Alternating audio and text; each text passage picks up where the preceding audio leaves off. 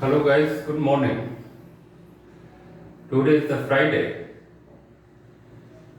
and tomorrow is the Saturday.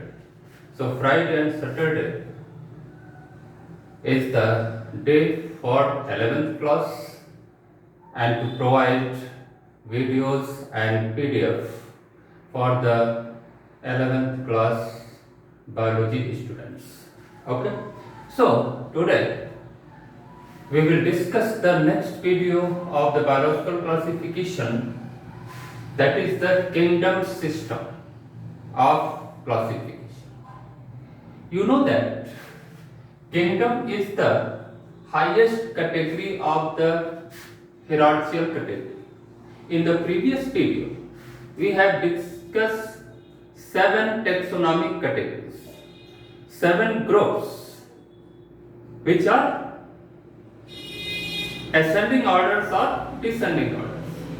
So, taxonomic categories are the groups in which the organisms are included or placed according to their closeness, according to their kinship, according to their phylogenetic relationship, according to their evolutionary relationship. Okay? So, what are the taxonomic categories? There are 7 taxonomic categories we have mentioned in the previous video, that is the kingdom, phylum, class, order, family, genus and species. You have remembered these 7 categories by remembering this sentence. In medical classes, during the preparation of NEET, there are certain tricks have been provided, certain tricks, shortcut idea have been provided by the teachers to remember something. You know that in biology, there is a 40% condition or terms you should have to only remember, and 60% explanation is the understanding. Okay? कहने का मतलब biology में 60% चीजें आपको याद करनी पड़ती है और 40% चीजें याद करनी पड़ती है और 60% चीजें समझनी पड़ती है दिमाग। तो बायोलॉजी एक ऐसी सब्जेक्ट है जिसमें आपको याद करने की भी क्षमता होनी चाहिए, बट याद करने के लिए कुछ ट्रिक्स होता है। जैसे 7 टैक्सोनॉमिक कैटेगरीज आपको याद करना है, तो you should have to remember this term. What is term? DK PCO फालतू जीएस, यानी डीके पीसीओ फालतू है, आगे एक वर्ड जीएस आप याद करें, डीके पीसीओ फालतू जीएस। इससे आप जो है वो 7 कैटेगरीज आपको याद हो जाएगी। डी का मतलब डोमेन होता है, हालांकि वहां पे हमने डोमेन वर्ड यूज नहीं किया है, लेकिन कभी कभी एक ग्रुप डोमेन भी बनाया गया। डोमेन का मतलब किंगडम से ऊपर। हालांकि टैक्सोनॉमिक कैटेगरी में डोमेन को नहीं माना जाता है, केवल किंगडम से शुरू होता है। So D means domain, K indicate kingdom, P indicate phylum, C indicate class, O indicate order, F L, this indicate फालतू word indicate family, and G indicate genus and S indicate species. So here kingdom, domain को अगर हम छोड़ दें तो kingdom क्या है? Highest category मानी जाती है। upper category of taxonomic hierarchical taxonomic categories, and species जो होती है इसको हम क्या मानते हैं? smallest category. This is the smallest category. Okay? तो ये ट्रिक बताया जाता है। हम लोग मेडिकल का क्लास कभी कभी लेते हैं नीट वगैरह का, तो याद करने के लिए इस तरह के ट्रिक बना करके आपको देते हैं। अब ये वर्ड अगर आप याद रखेंगे तो आप वो सातों टैक्सोनॉमिक कैटेगरी याद रखेंगे। क्या? Domain, kingdom, phylum, class, order, family, genus and species. Okay, now look on the kingdom system of classification. I will briefly describe the how the organism are grouped according to their evolutionary relationship, according to their mode of nutrition, according to their mode of locomotion, according to their body organization, either they are unicellular or multicellular, according to their body morphology. तो ये kingdom बनाने का आधार क्या था? Locomotion क्या है, mode of nutrition क्या है, क्या वो ऑटोट्रॉपिक है कि हेटेरोट्रॉपिक है, बॉडी ऑर्गेनाइजेशन क्या है, क्या वो यूनिसेलुलर है कि मल्टीसेलुलर है, और क्या वो सेल का नेचर क्या है, क्या वो प्रोकैरियोटिक है कि यूकैरियोटिक है, और साथ में उनकी मॉर्फोलॉजी क्या है यानी एक्सटर्नल स्ट्रक्चर क्या है। ये सारी चीजें क्लासिफिकेशन के दौरान कंसीडर की जाती हैं, ली जाती हैं, तब क्लासिफिकेशन किया जाता है। So this is a very ancient process. Earlier, in the past, first time there are two kingdom system was proposed, and it was proposed by Aristotle, but came into existence and finally adopted by Carolus Linnaeus. दिया किसने? Aristotle ने। Adopt किसने किया? Carolus Linnaeus ने। And what is the main basis of making two kingdom system?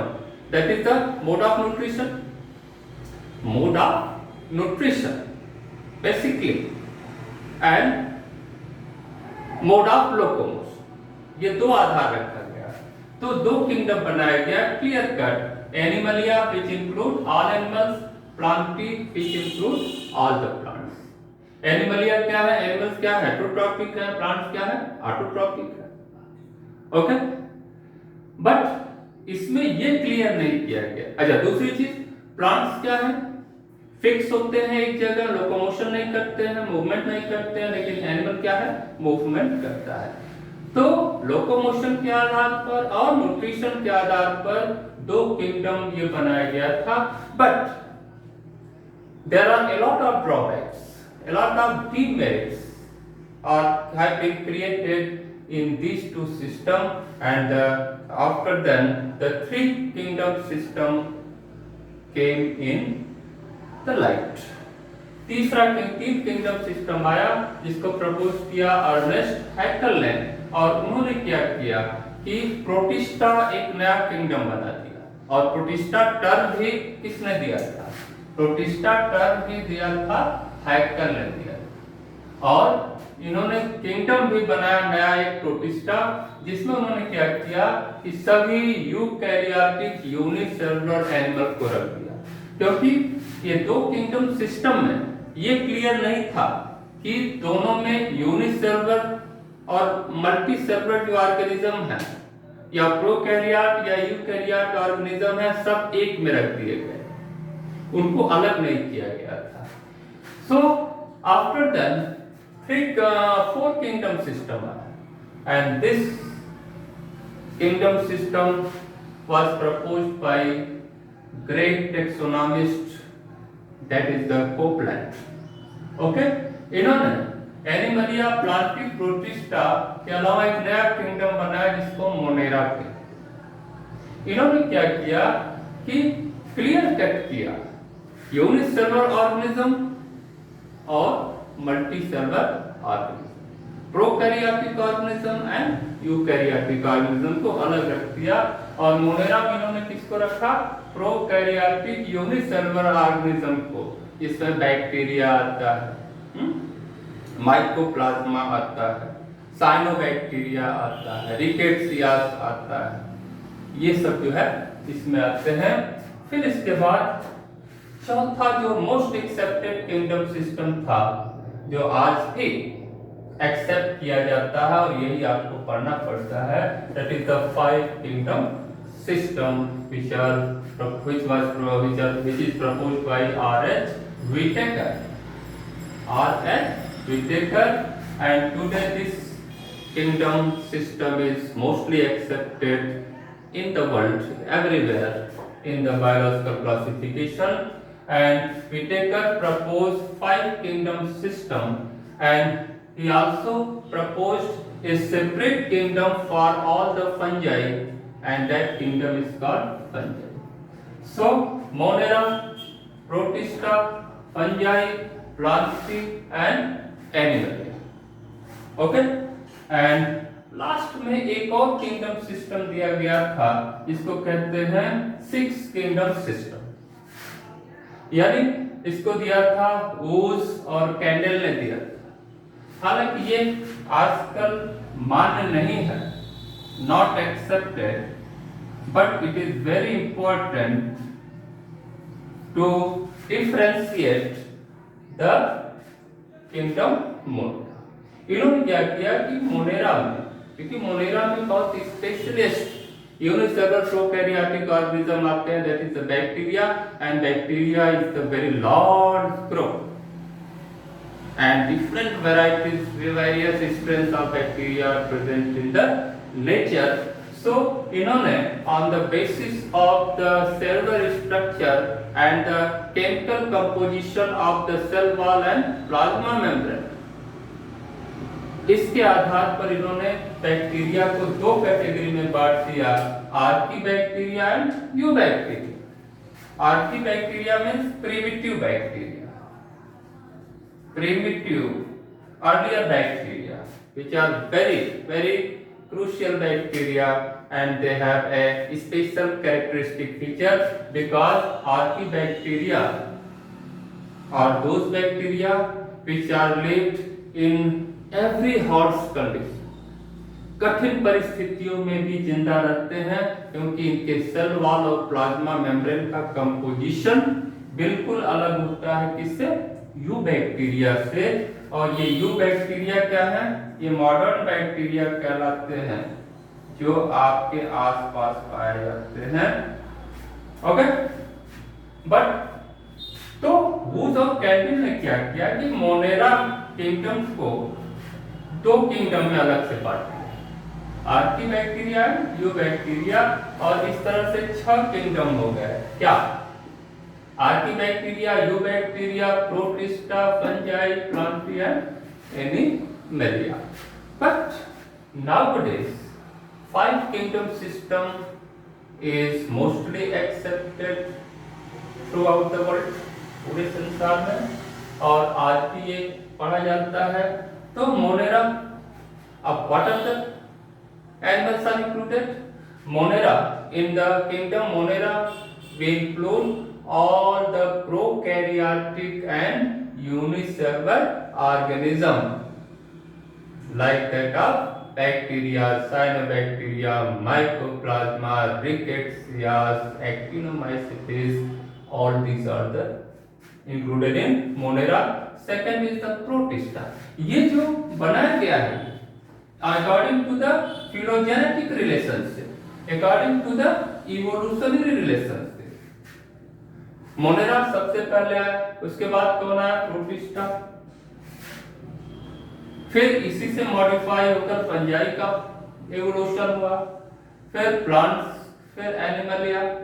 सो इस तरह से protista में हम किसको रखते हैं, we include all the unicellular and eukaryotic organism like that of all protozoan,